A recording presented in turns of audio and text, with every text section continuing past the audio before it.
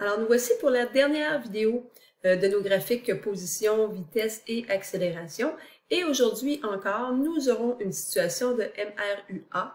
Donc, tu peux te l'identifier ici, si ça t'aide, MRUA.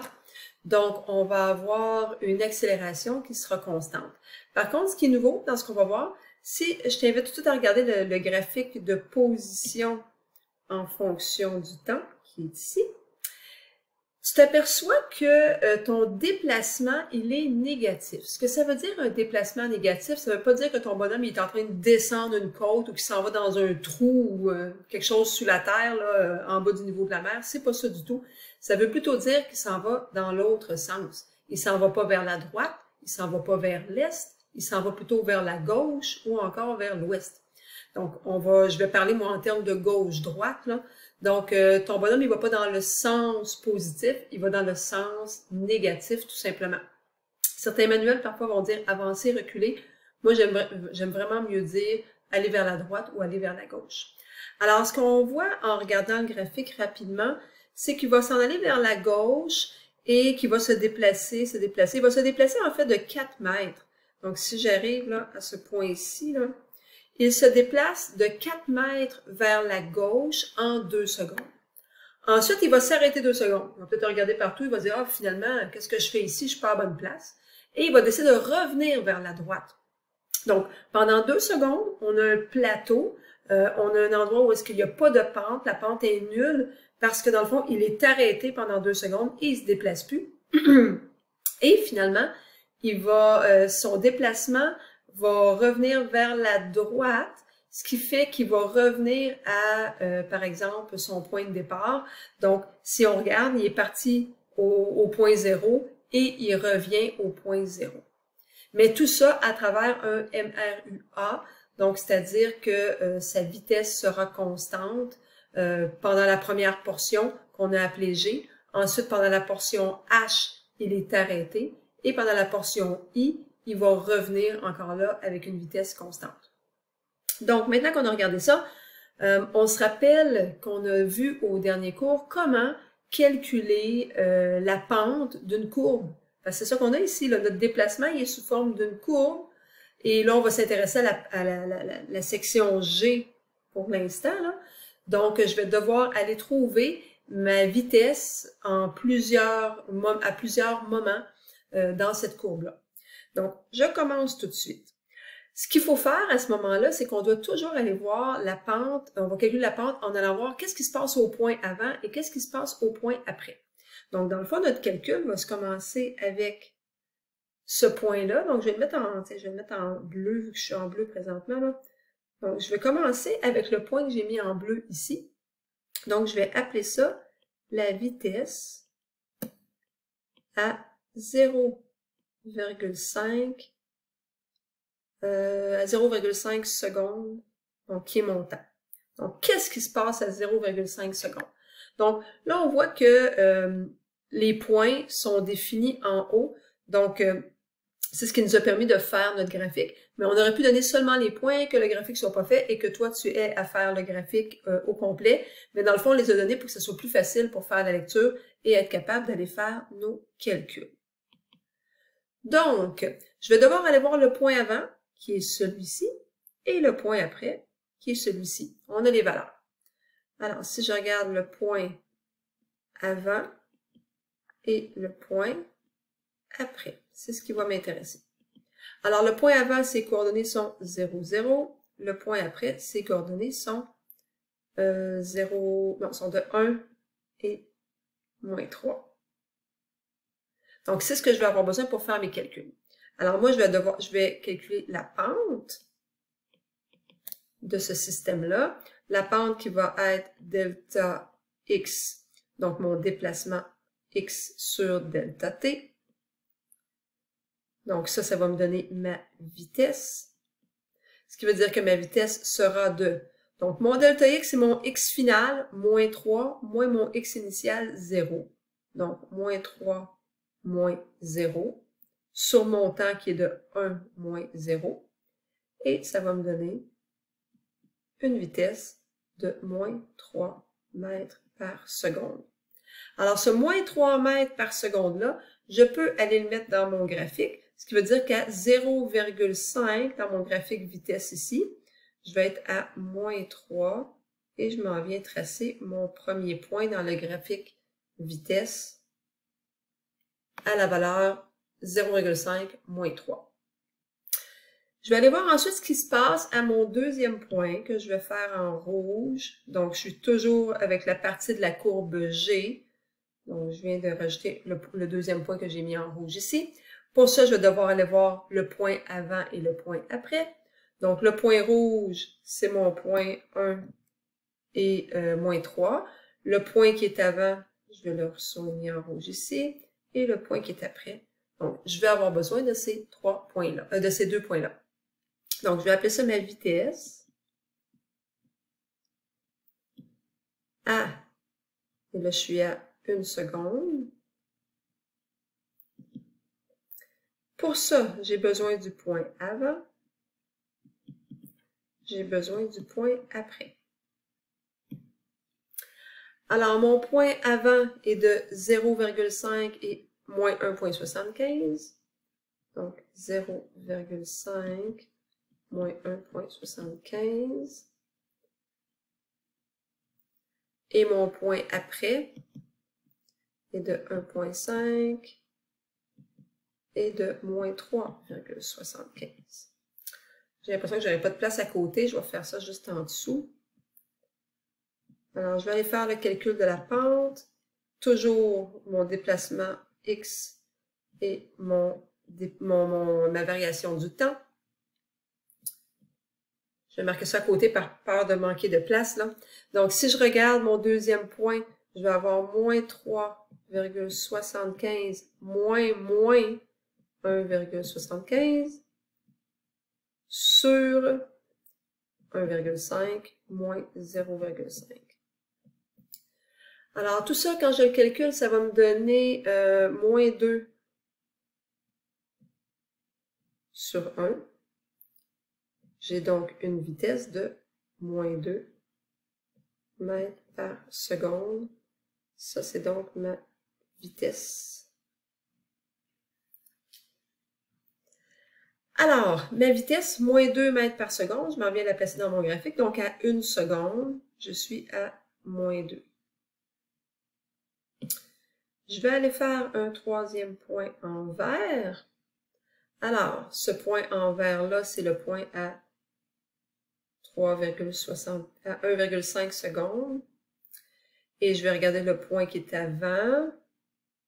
Et je vais regarder le point qui est après. Alors, je vais appeler ça ma vitesse à 1,5 secondes. Alors, pour faire ça, je vais avoir besoin de mon point avant, point après. Je pense que je vais pas écrire le point avant, point après. Je vais me fier au fait qu'on les a écrits ici, si je veux avoir assez de place dans mon petit carré. Alors, pour ça, on va avoir à faire la pente. La pente qui est de delta x sur delta t. Ça, ce que ça va faire, ça va me donner la vitesse. Alors, pour trouver ma vitesse, je dois prendre mon point final. Oups, mon point final qui est ici, moins mon point initial. Donc, je vais avoir moins 4, moins 3, sur 2, moins 1. Moins 4, moins 3, ça va me donner moins 1. Sur 1. J'ai donc une vitesse de moins 1, excusez, un petit mot ici, mètres par seconde. Donc, dans le graphique, moins 1 mètre par seconde. Alors, on a terminé la première partie de la courbe. Je peux donc aller dessiner. Je vais attendre avant d'aller dessiner. Tiens, je vais aller calculer ma section H. Je pense que ça va simplifier des choses aussi. Donc, si je regarde la section H du graphique, toujours pour la position en fonction du temps, on s'aperçoit qu'on est sur un plateau, comme je disais tout à l'heure, là. Il n'y a aucun déplacement. Donc, pour aller calculer la vitesse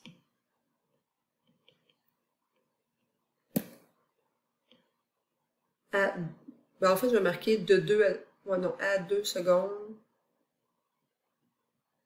et 4 secondes, parce que c'est la même vitesse. On se rend bien compte que c'est la même vitesse pour les deux. Donc, à 2 secondes et à 4 secondes, ça va être la même chose. Donc, étant donné que c'est pas une courbe, mais que c'est bien un plateau ou une constante, pour calculer la pente, j'aurai pas besoin du point avant et du point après. Je vais carrément juste avoir besoin de mes 2 points dans mon graphique. Donc, les 2 points qui sont vraiment ici, oups. Alors, le point 2 moins 4 et le point 4 moins 4. Donc, mes 2 points, je vais seulement écrire point 1 et point 2, tout simplement.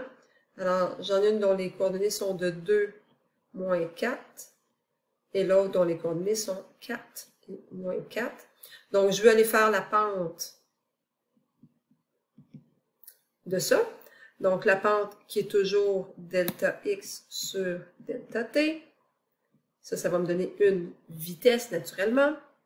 Alors, je vais avoir moins 4 moins moins 4 et 4 moins 2.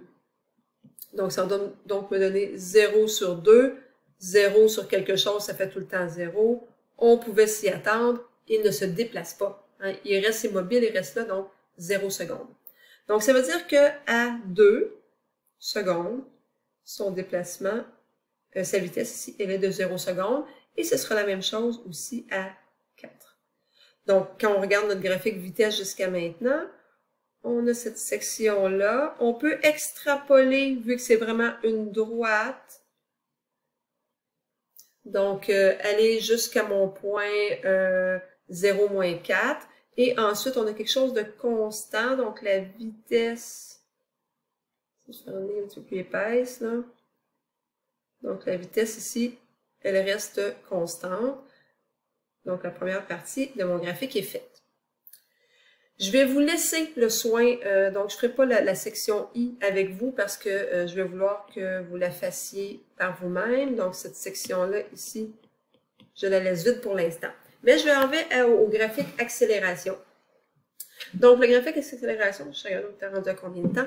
Donc, le graphique accélération, lui, ce que je vais avoir besoin pour le faire, donc je vais aussi avoir besoin de ma pente, donc la pente de mon graphique vitesse en fonction du temps. Donc, si je regarde, vous savez, j'aime bien fonctionner avec mes unités. Donc, si j'ai des mètres par seconde et que je divise ça encore par des secondes, je vais me retrouver avec des mètres par seconde carré. Donc, effectivement, en calculant la pente de notre graphique vitesse, on va effectivement se retrouver avec une accélération et c'est ce qu'on va aller faire. Ça va être plus facile par contre parce qu'on n'a pas une courbe, donc on peut aller faire la pente directement. Donc ici, je vais me prendre un crayon rouge. Donc je vais aller calculer la pente qui va être égale à delta V, cette fois-ci, sur delta T. Alors ça va me donner l'accélération. Mon delta V, eh bien mon delta V, ça va être vitesse finale moins la vitesse initiale. Donc je regarde ma courbe, ma droite qui est ici, c'est la pente de ça que je veux. Alors, à la fin, si on veut notre vitesse finale, nous aurions des coordonnées de 2, 0, tandis qu'au départ, nous avions des coordonnées de 0, moins 4. C'est donc avec ça que je vais aller calculer ma pente. Alors, vitesse finale moins vitesse initiale. Ma vitesse finale était de 0. Ma vitesse initiale, elle était de moins 4. Ça va donc me donner moins 4 dans mes calculs. Mon temps final était de 2 secondes. Mon temps initial de 0. Donc, 0 moins 4, ça va me donner quelque chose de positif sur 2. Et donc, plus 2 mètres par seconde carré.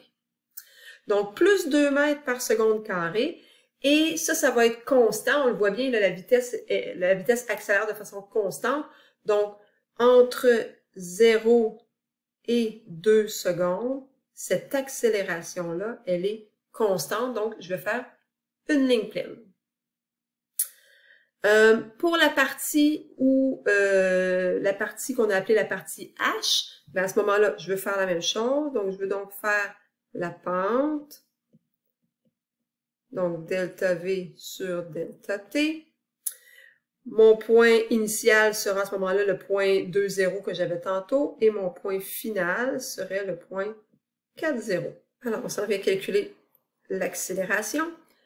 Alors, vitesse finale, 0, moins vitesse initiale, 0, divisé par le temps final, 4, moins le temps initial, 2. Mais encore là, 0 divisé par quelque chose va tout simplement nous donner 0 mètres par seconde carré. J'ai mal écrit ça, excusez. Mètres par seconde carré. Mètres par seconde carré. Et c'était prévisible. On le voit ici, là. J'en ai pas d'accélération. La vitesse, elle est de 0, donc j'ai aucune accélération. Donc, accélération est égale à 0. Ce qui veut dire que de 2 à 4 secondes, mon accélération, ici, elle est de 0. Donc, je viens simplement de faire une ligne rouge entre 2 et moins 4. Entre 2 et 4. Encore là, si ça te dérange d'avoir quelque chose qui passe de 2 à 4, ça ne me dérange pas si tu te fais des petits pointillés comme ça pour passer de l'un à l'autre. Alors, ce qui va nous rester à faire en classe, ce sera la partie du graphique I, qu'on fera son graphique vitesse et son graphique accélération. À la prochaine!